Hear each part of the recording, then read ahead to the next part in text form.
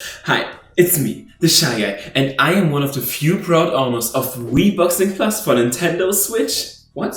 You're telling me this is called arms? Oh, thank God, I always thought those were legs! Thank you for finally educating me. Wait, where's my game?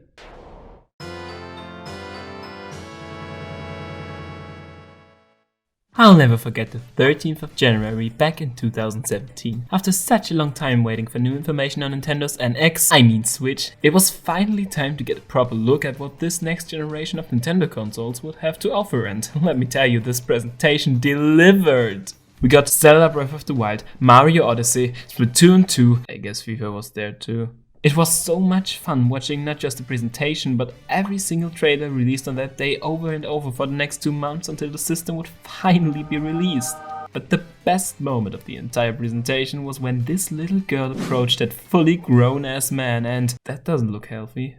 ARMS was Nintendo's next attempt to release a completely new and unique IP. It worked out fine 2 years ago with Splatoon, so what would stop this from hitting like a bomb as well? Especially considering it followed Splatoon's formula of holding a global demo prior to its release and adding constant new updates over time. It even went one step ahead of Splatoon and created actual characters, all with their own lore, interesting designs and quirky personalities. Why weren't you selling well? I don't want to say the game was a complete flop, but considering how much effort I put into it with all the background stories, the big spotlight in the initial Switch presentation and future directs, a summer release date and unique gameplay, seeing it selling worse than Donkey Kong Country Tropical Freeze, which was a port of a 3-year-old Wii U game, could be considered a yikes in my eyes. I guess ARMS should have featured that new funky mode too. It's still hard for me to believe how bad this game sold, but if we're trying to explain it, I guess it could be connected to its general lack of modes other than just punching and pretty bad controls if you play it with a controller, which of course the game wasn't made for, but playing it the way you're supposed to would mean moving around, which of course nobody likes to do. Then again, even Ring Fit sold better than this game, so look, I'm really trying here, okay? I'm actually on the better side of history because I did buy it and played it less than 5 hours. Fuck. Sometimes I'm going through my games and upon seeing it I'm like, oh yeah, I did buy this game, only to then turn into, wait, why did I buy this game? I mean, I don't want to lie to you, when I saw the first trailer I was hyped for this shit. It seemed like this is exactly what the Switch was made for. I can finally play Wii Boxing without some stupid cable in my way, sign me the heck up! And even nowadays, I think the main mechanic of punching with both of your Joy-Con is so much fun, as long as you're playing on a big screen, that is. I remember that one time I tried to play it in tabletop mode. Me and my friend were trying to pack some real punches while both trying to still recognize anything on screen without punching us in real life. It was a mess, and then we decided to just play Mario Kart instead. You know, come to think of it, this might have been the game's problem this whole time.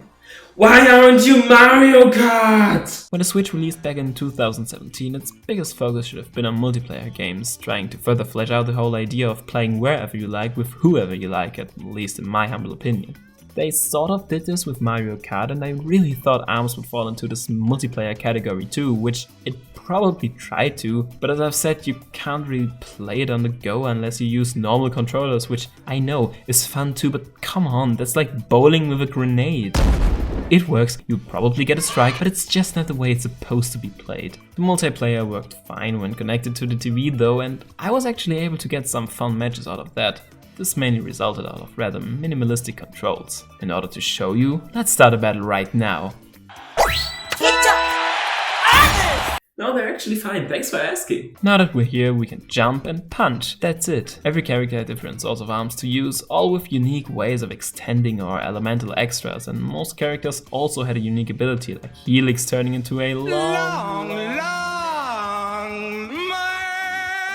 You could also control your punches, move around, block, grab, and use an all-out final attack, but that's already it. Although controlling it might be a bit difficult, even when you use both Joy-Cons like it's supposed to be played. Once broken down, your actions are pretty straightforward in this game. Most of the variety comes from the character's arms, the stages, and how good you can extend your arms without getting a cramp. But, as we all know, if you don't have friends to play with you, then a single player will have to do it too, so let's have a look what this game has to offer in case you're a loner. Oh shucks. Behold the Ice, the classic mode. Okay, cool. You fight your way through multiple battles until you reach the final challenge. Yeah, that's neat, but And if you're good enough, the final challenge will change. yes, been there, done that, but what else do you have to offer? We have volleyball. That's pretty cool. If I had to describe this game single player in 2 words, it'd be they tried. You can play through the same mode with every single character. You know what other game did that? Smash Bros! Why did it work in Smash but not here? I wonder if it's because characters have more unique attributes other than I'm heavy and my hands block your view. When it comes to game modes, the game really hasn't that much to offer. I played through the classic mode one time, then tried again on a higher difficulty and lost to the final boss and figured that retrying it wouldn't give me any new content other than a victory animation I've probably already seen. And when I turned away from this mode, I was left with nothing. I believe this is the game's biggest problem. It had a very good concept, great ideas, interesting lore and amazingly well-designed characters, but everybody who bought it day one got bored rather quickly, and everybody who didn't buy it day one saw Let's Play and thought, yeah, I can always get back to Wii Sports boxing. Of course, I'm not saying the game was all bad. It still looked pretty good, featured great environments and had a unique gameplay. But if I had to choose, then the best thing about this game would have to be the character designs. These characters are so unique, other than 2 mascots. With such interesting designs. A gigantic blob that can stretch out? Yes! A robot officer with his dog? Absolutely! A freaking clown able to inflate her body? Kinky, but I'll take it. A movie star with hair as her arms so she can always do poses with her real arms? Okay, it's getting kinda weird. A literal loli girl fighting in a gigantic mecha suit? Okay, now I'm gonna stop you right there. Jokes aside, of course, these characters aren't meant to represent any kings, but just be fun and quirky people who all have extendable arms. My main, of course, was Min Min. I mean, look, she has a dragon for her left arm, noodles for her right arm, and noodles for her hair. I couldn't possibly think of a better character design. I always played with her, and honestly, even though all of these characters were unique to the game, I feel like they really fit into Nintendo's larger library of games and characters. Honestly, it's kind of sad how bad this game did. Nintendo gave up on it pretty soon, and outside of character updates every now and then, it wasn't really in any focus anymore. It's pretty frustrating seeing how it had a great world, good concepts and awesome characters, but oh yeah, in case I forgot to mention. Yet I believe ARMS really had great potential and was drastically overlooked, even by myself. But you know what's always able to get me pumped up for some ARMS action? That goddamn music!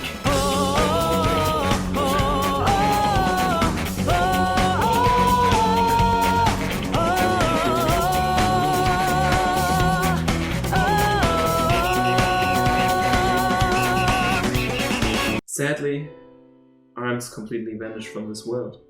Everything that's left of it now only exists in our minds.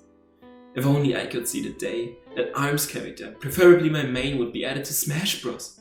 If only Nintendo would grant this dying series one last chance of survival.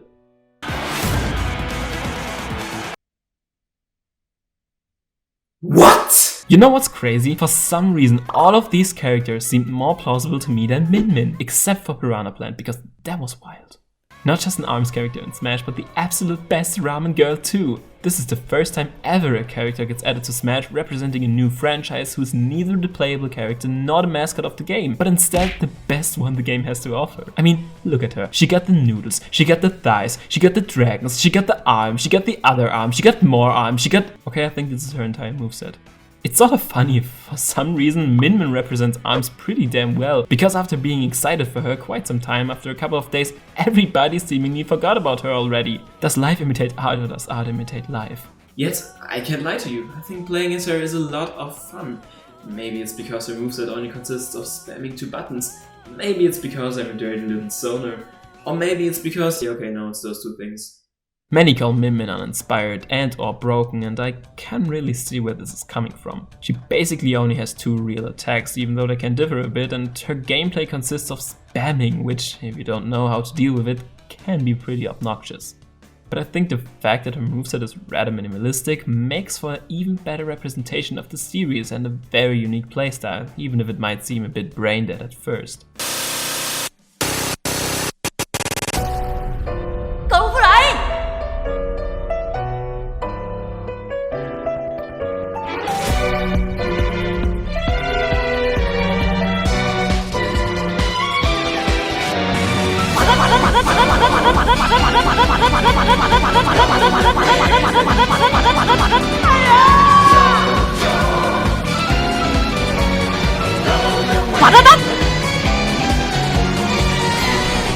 At least thanks to them choosing Min Min, we got some pumped up kicks in the moveset as well, so that's gonna be an applause for variety.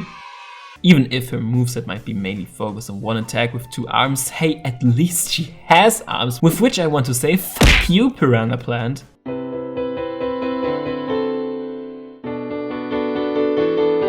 I honestly gotta say I like the DLC characters so far, and I'm pretty happy they now include some new Nintendo characters as well, especially because that means there's hope for my banana boy.